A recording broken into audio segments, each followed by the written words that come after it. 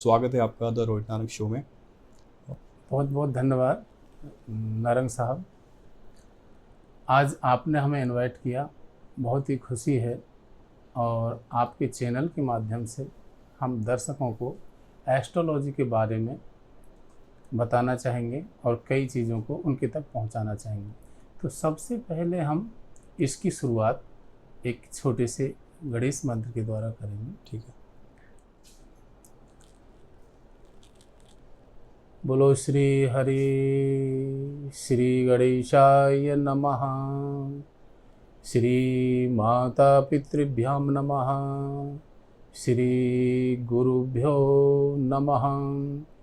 लंबोदरं परमसुंदरमेकदन्तं रक्तांबरं त्रिनयनं परमं पवित्रम् उद्ददिवाकर्णभोज्ज्वलकान्तिकान्तं विघ्नेश्वरं सकलविघ्नहरं नमामि।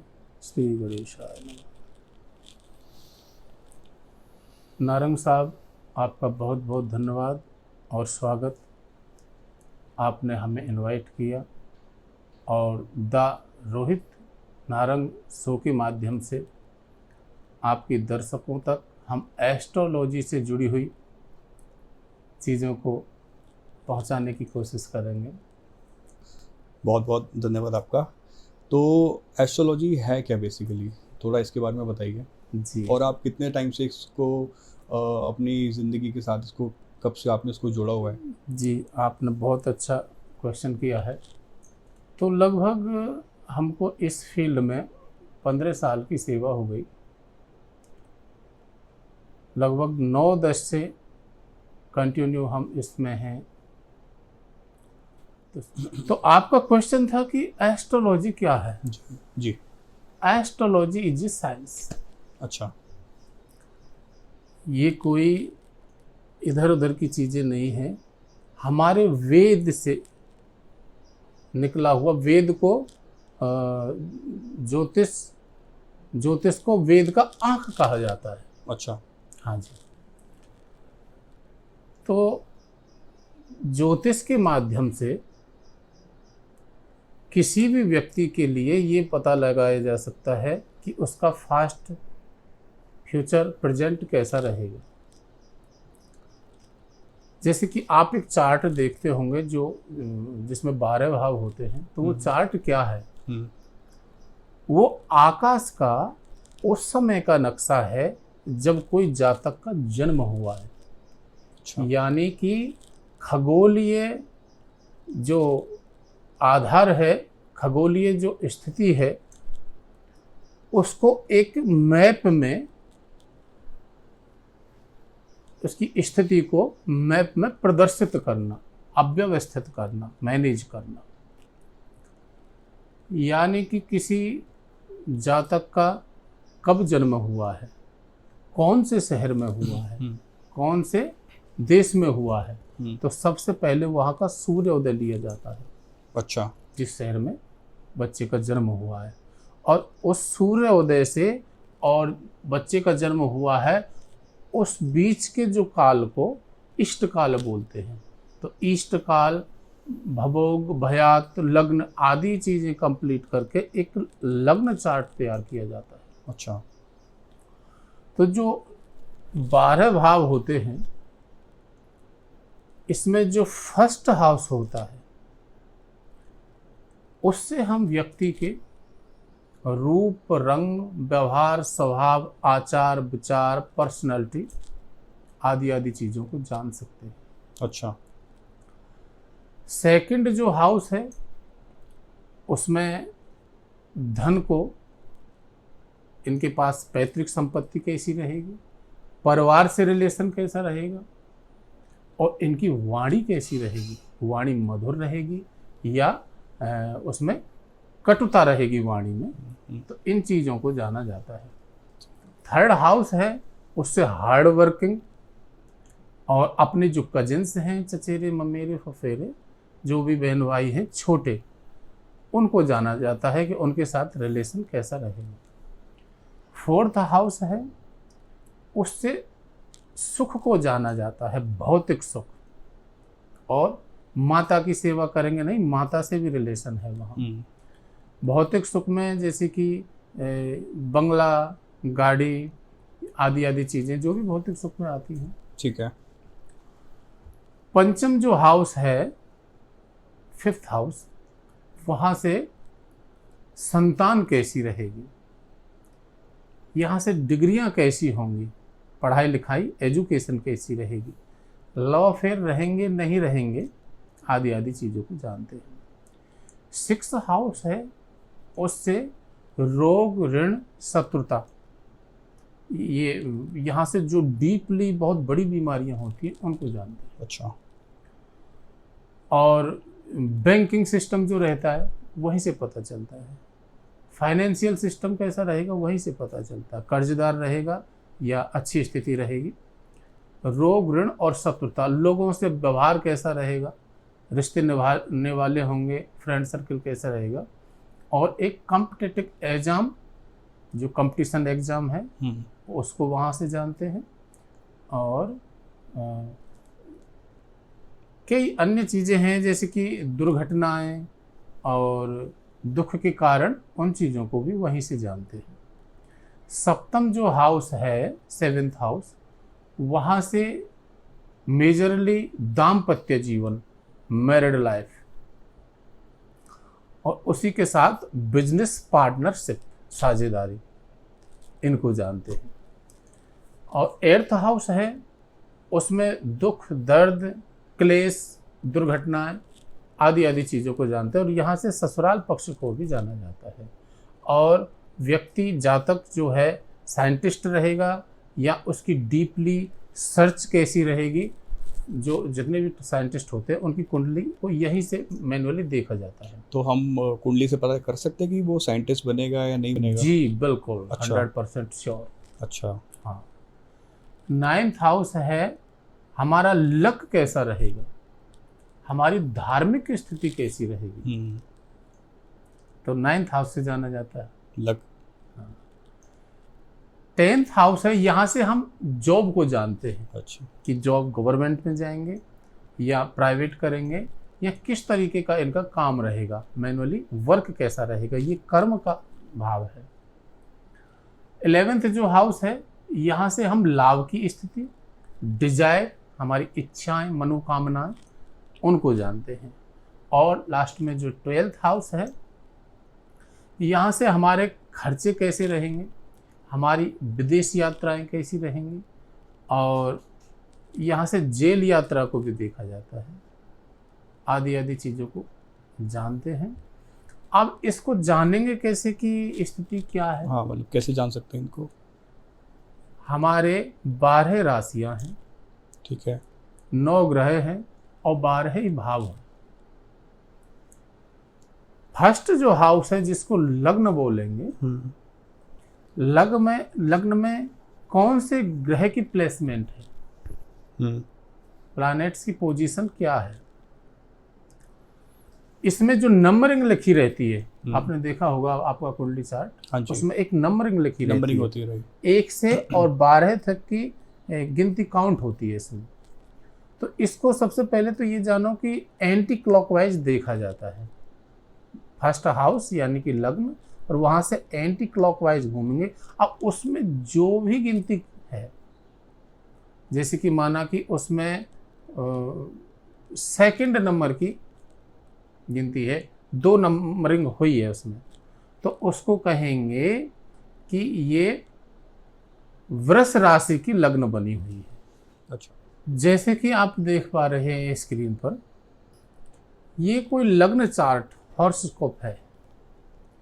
तो इसका अगर हम एनालिसिस करें तो इसके लग्न चार्ट में जहां फर्स्ट नंबरिंग हुई है उसमें मेष राशि है, और मेष राशि के स्वामी होते हैं मंगल, मार्स, और मार्स की पोजीशन इस कुंडली में 7th हाउस में है।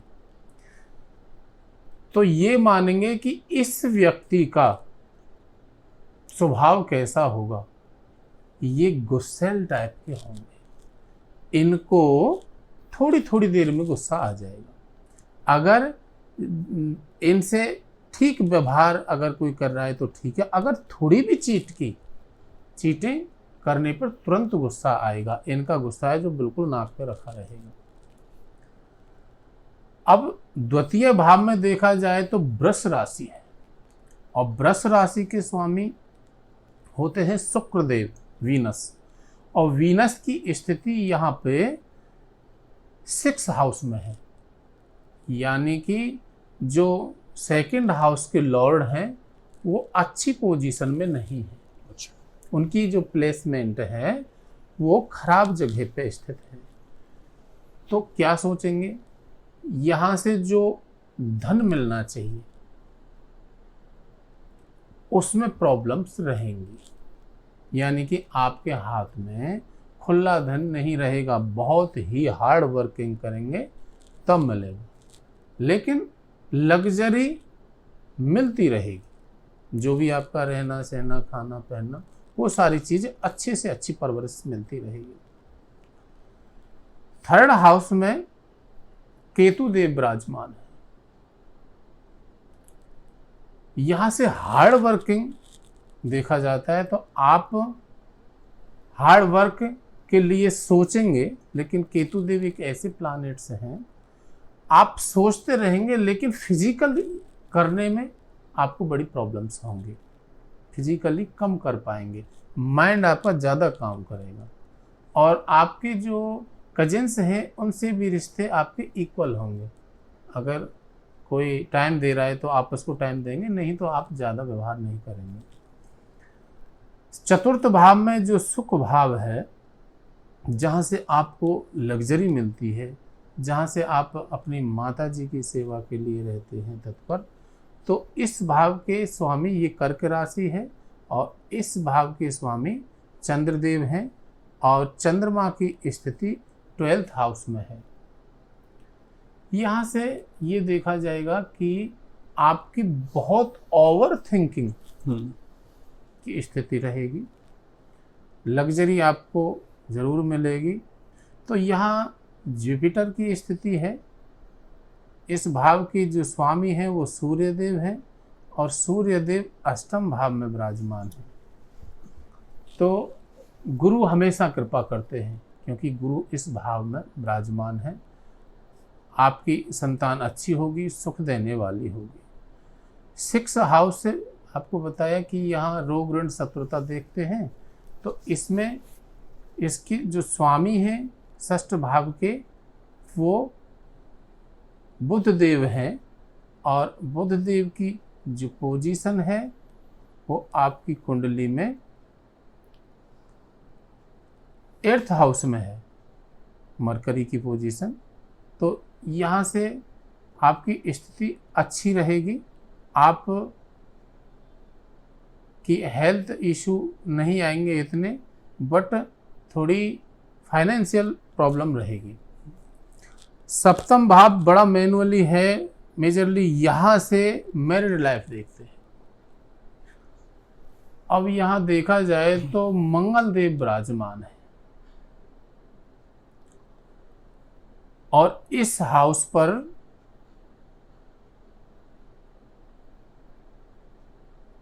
जुपिटर की तीसरी दृष्टि है।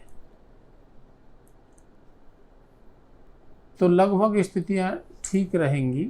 वैसे यहाँ की मंगल देव का बैठना मियाँ बीवी में थोड़ी सी प्रॉब्लम करता है, आपसी जो रिलेशन है उसमें अनबन की स्थिति रहती है, और आपकी कुंडली को ये मांगल की भी बनाता है। तो इसमें एक सवाल ऐसा बनता है मांगलिक को लेके, कई बारी मैंने देखा है कि कई लोग अपनी कुंडलियाँ लेके जाते हैं पंडित के पास चेक करवाने के लिए कि मांगलिक दोष उसमें कितना है कितना नहीं है। तो इसमें जो मैरिजेस होती हैं, जो शादियाँ होती हैं, वो कहा जाता है कि मांगलिक की शादी मांगलिक से ही होनी चाहिए, और जो आंशिक मांगलिक होते हैं, जो पार्शियल मांगलिक होते हैं, उनकी किसके साथ होनी चाहिए, या कैसे होता है ये मतलब? तो मैं क्लियर करना चाहूँगा, मांगलिक स्थिति 3 प्रकार से देखी जाती है। एक लग्न चार्ट के द्वारा, एक चंद्र कुंडली द्वारा और एक शुक्र की स्थिति द्वारा। अब अगर लग्न कुंडली के फर्स्ट भाव में, सेकंड भाव में, चतुर्थ भाव में, सप्तम भाव में, अष्टम भाव में और द्वादश भाव में, 12th हाउस में अगर मंगल देव की स्थिति है, यानी कि वहाँ प्लेसमेंट है, तो कुंडली को मांगलिक माना जाएगा। ठीक है। इन हाउसेज में अगर मंगल देव विराजमान है तो कुंडली को मांगलिक माना जाएगा। उसी हिसाब से जो चंद्र कुंडली है, यही पोजीशन इन्हीं हाउस में है, 1, 2, 4, 7, 8 और 12वें हाउस में है, तब भी कुंडली को मांगलिक माना जाएगा। उसी हिसाब से शुक्र की स्थिति से देखा जाता है।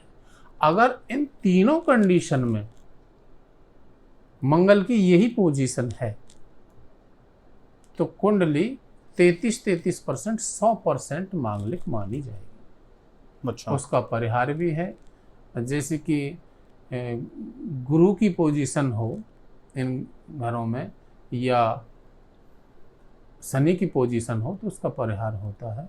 अगर परिहार नहीं हो रहा है तो वो 100% कुंडली मांगलिक है।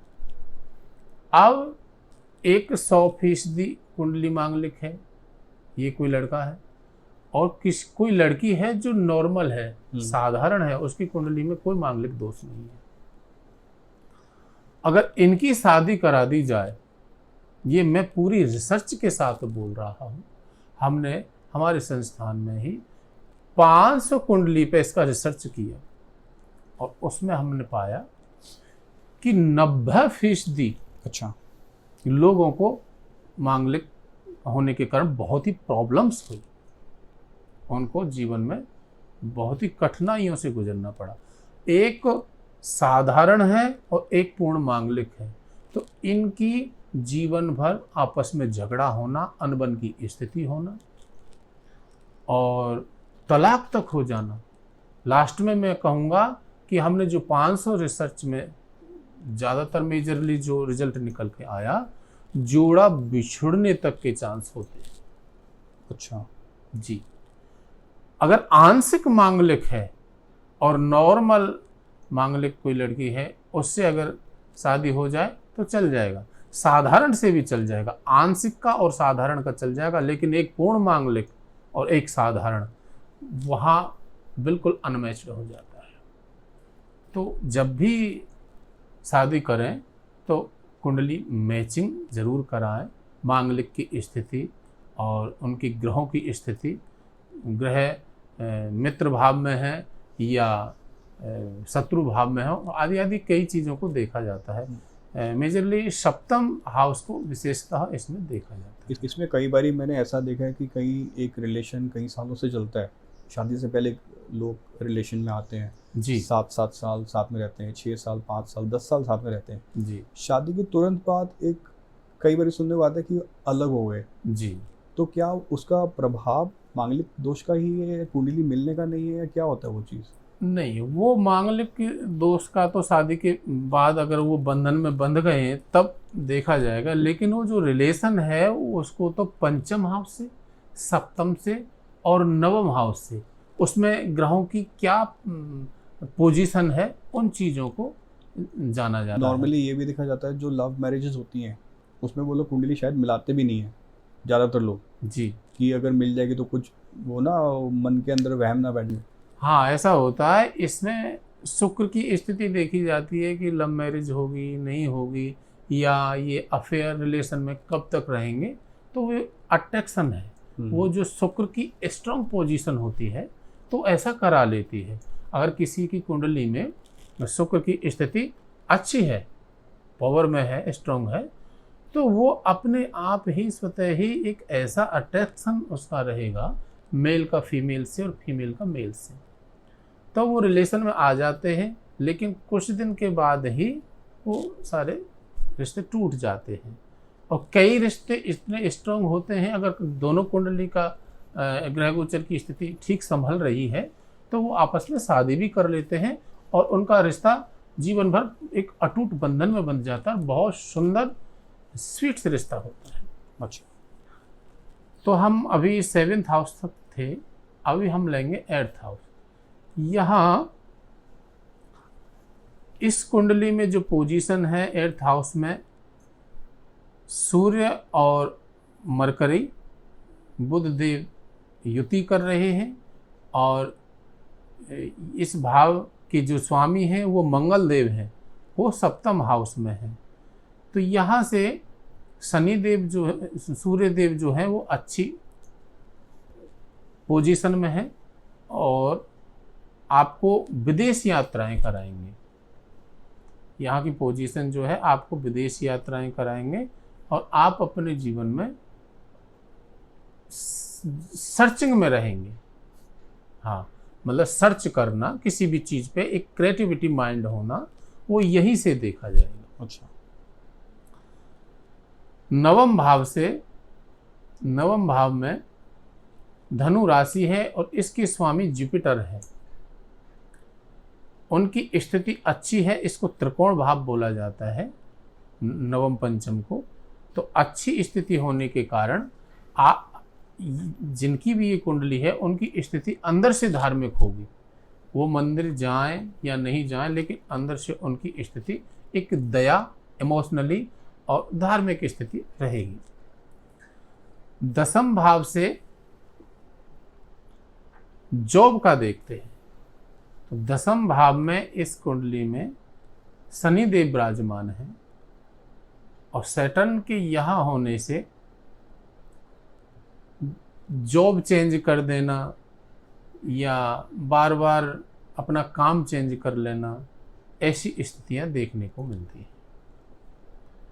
11th हाउस में की स्थिति देखी जाती है और खुद के द्वारा कमाया हुआ पैसा और अपने बड़े बहन भाइयों का प्यार देखा जाता है।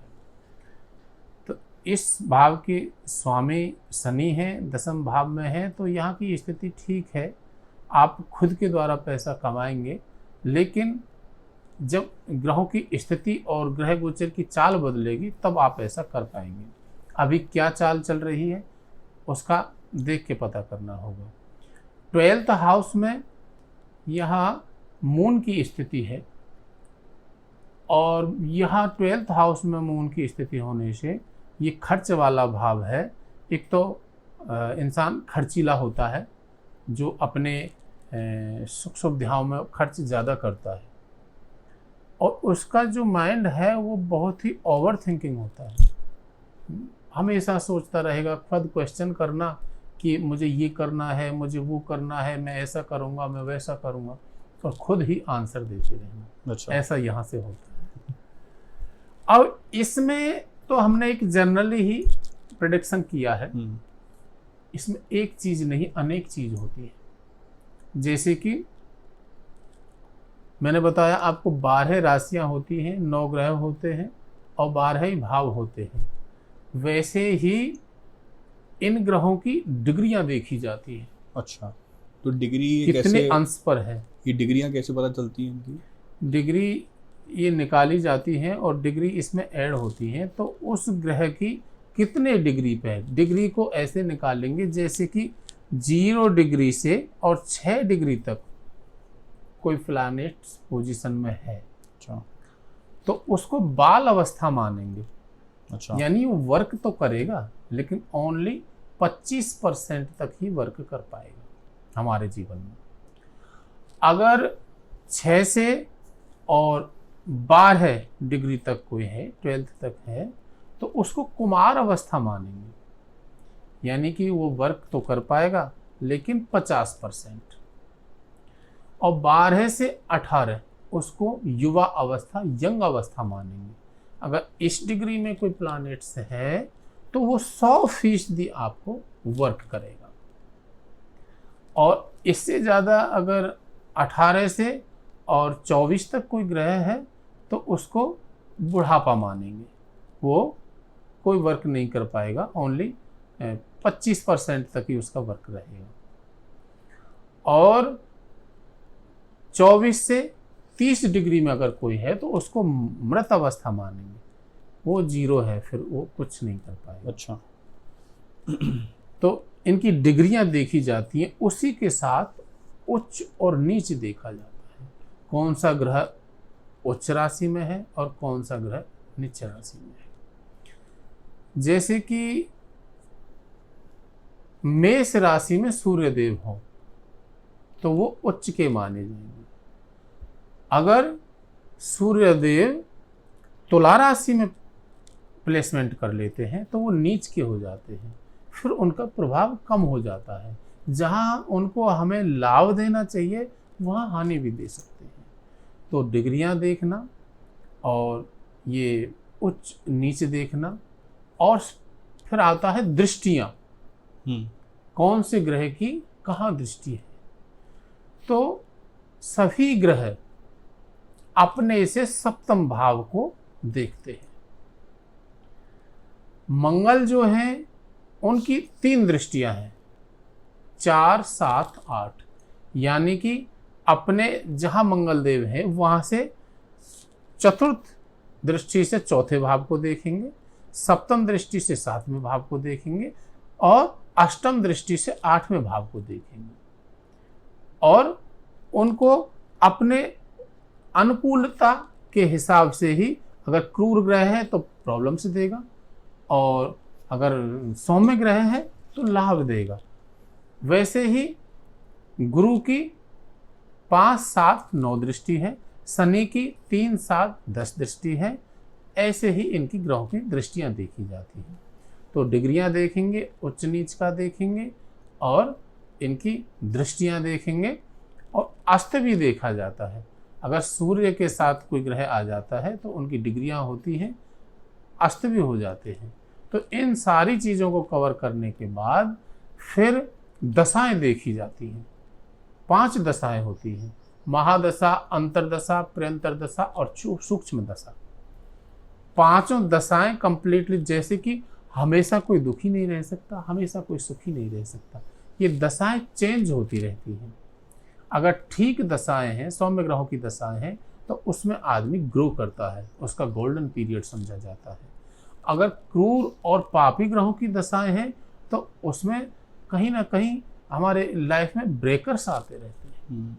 तो इन सारी चीज़ों को देख कर ही हम किसी रिजल्ट पर पहुंचते हैं कि इस जातक के साथ अभी क्या चल रहा होगा और पास्ट में क्या हुआ है, प्रेजेंट में क्या है और फ्यूचर में क्या होने वाला है। हम अपने हॉरोस्कोप से या अपने लगन चार्ट से ये पता कर सकते हैं कि हमारा पास्ट क्या था, हमारा प्रेजेंट क्या रहेगा और हमारा फ्यूचर आने वाला क्या रहेगा। श्योर नारंग साहब। अच्छा।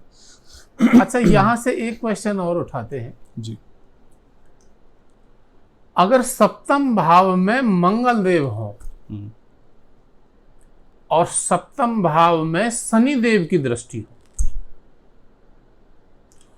100% तलाक होगा। अच्छा, क्योंकि मंगल भी आ गया, शनि भी आ गया, दोनों साथ में आ गए। 100% तलाक होगा, कोई नहीं रोक पाएगा। अच्छा। और यहाँ गुरु षष्ठ भाव में अच्छे माने जाते हैं, शनि अष्टम भाव में अच्छे माने जाते हैं।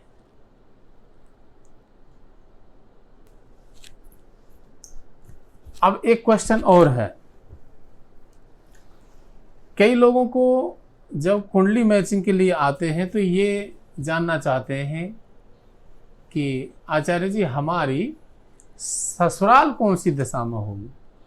अच्छा। हमारी शादी कहाँ होगी। ज़्यादातर ये बड़ी सेंसिटिव होती हैं लड़कियां, गर्ल्स बहुत जानना चाहती हैं। अच्छा। तो आपको मैं बताना चाहूँ, आपके दर्शकों को बताना चाहूँ कि जो कुंडली है आप अपना बर्थ चार्ट निकालें और उसमें देखें कि शुक्र कहाँ बैठे हैं, वीनस का प्लेसमेंट कहाँ है। हाँ। और शुक्र से सप्तम हाउस जाएं, यानी कि एंटी क्लॉकवाइज जाना है। हाँ। शुक्र आपके कहाँ है उसको फर्स्ट माने, ठीक है। और उससे 1, 2, 3, 4, 5, 6, 7 में हाउस आप पहुंचे और वहां जो राशि है, सप्तम हाउस की जो राशि है उसके स्वामी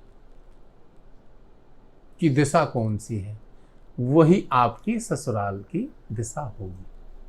अच्छा। जैसे कि माना आप पहुंच गए सप्तम हाउस, और सप्तम हाउस में बैठी है कोई मेष राशि या वृश्चिक राशि, तो उसके स्वामी हुए मंगल। और मंगल की दिशा कौन सी होती है? दक्षिण दिशा, साउथ। तो आपकी ससुराल डेफिनेट दक्षिण दिशा में होगी, साउथ डायरेक्शन में होगी। अच्छा जी तो मतलब बहुत ही ज़्यादा प्रिसाइज कर दिया आपने। बिल्कुल। कई लोग अपना हॉरोस्कोप दिखाना अवॉइड करते हैं, क्योंकि किसी भी आचार्य के पास जाओ या किसी भी पंडित के पास जाओ तो हर कोई अपना अलग अलग एक्सपीरियंस के साथ में अलग अलग अपने विचार बताते हैं। तो जो लोग जाते हैं उनके लिए तो चलो उनको पता चल गया, जो नहीं जाते हैं उनके लिए आपके लिए क्या उपाय है, या क्या आप उनको बताना चाहोगे कि आपको ज़रूर एक बार अपनी लाइफ में इस चीज़ को प्रैक्टिस करना चाहिए, क्योंकि हमारी लाइफ इससे जुड़ी हुई है। देखिए नारंग साहब, कि कोई भी जाति हो, कोई भी धर्म हो, ज्योतिष को माने, एस्ट्रोलॉजी को ना माने, मानना या ना मानना ये अपने विचार है। जैसे कि कोई भगवान को मानता है, बहुत आस्था रखता है, श्रद्धा रखता है, पूजा करता है, और कई लोग हैं नहीं माने। अगर मानो तो भगवान और नहीं मानो तो पत्थर। वैसे ही जो ये नवग्रह हैं, इनका इन्फ्लुएंस, इम्पैक्ट हर किसी के जीवन में होता है। जैसे सूर्य देव सभी को रोशनी देते हैं, उसमें ये तो नहीं है कि ये जाति है, ये धर्म है, उनको देंगे उनको नहीं देंगे। वैसे ही चंद्रदेव सभी को शीतलता प्रदान करते हैं। वैसे ही हमारे अन्य ग्रह जो हैं, 9 के 9 ग्रह, सभी हमारे जितने भी प्राणी हैं उनके जीवन में इम्पैक्ट डालते हैं, उनका प्रभाव होता है। अब उसको माने या ना माने, ये तो हमारा खुद का विचार है। अगर आप मानोगे तो श्योर उसका लाभ उठाओगे, 100% गारंटी है, उसको आपको जरूर लाभ मिलेगा। माना कि आपको फ्यूचर में ये पता चल जाए कि मेरे साथ कुछ ऐसी घटनाएं होंगी, तो आप संभलोगे। ये कोई एस्ट्रोलॉजी जो है ये जादू टोना नहीं है। मैंने आपको बोला कि एस्ट्रोलॉजी जो साइंस, ये एक विज्ञान है। हमारे ऋषि महर्षियों ने इसका शोध करके, जैसे कि उस समय तो कोई टेलीस्कोप नहीं था, कोई भी ऐसी दूरी नापने की वो नहीं थी, लेकिन उन्होंने अपनी त्याग तपस्या के बल पर ये बताया कि ये ग्रह हैं और उनकी ये दूरियां हैं। और अभी भी आपने देखा होगा, वो हजारों साल पहले ये लिख कर चले गए कि उस दिन सूर्य ग्रहण होगा, उस दिन चंद्र ग्रहण होगा, इतने मिनट इतने सेकंड पर होगा। तो वैसा ही होता है। तो इन सब का प्रभाव हमारे जीवन में होता है। अगर आप मानते हैं तो आपके लिए बहुत अच्छी बात है, नहीं मानते हैं तो आप अपने हिसाब से सोचें। अच्छा जी। एक बड़ा ही एक सवाल और मेरे मन में आया कि अब तक आपने कितनी ऐसे लगन चार्ट और कुंडलियाँ पढ़ी हैं अभी तक? लगभग 15 साल में हमने 2.5 से 3 लाख बाप रे। हॉरोस्कोप देखे। 2.5 से 3 लाख। बिल्कुल जी। बहुत बढ़िया। लेकिन हमारा जो ज़्यादा एक्सपीरियंस है किसी भी कॉन्सेप्ट को लेकर, और एक पब्लिक में लगभग 500 लोगों 400 लोगों तक पहुंचते हैं। जैसे कि आपने ये मांगलिक का ये क्वेश्चन उठाया, तो हम अपना रिसर्च 500 लोगों तक एक ओपिनियन डालते हैं, उनकी कुंडली रिसर्च करते हैं, फिर उनसे ही पूछते हैं कि ऐसा क्या चल रहा है। जब जो निकल के आता है उसी को हम मेजरली लेते हैं। तो एक आपका स्टडी हो जाता है, एक सैंपल साइज हो जाता है। बिल्कुल। उसमें से आपको जो मेजॉरिटी चीज़ें दिखती हैं, फिर वो अपने प्रैक्टिस कोई हवाई बात नहीं होती, जो भी एक क्लियर होता है उसी पे हम अपने रखते हैं। ठीक है।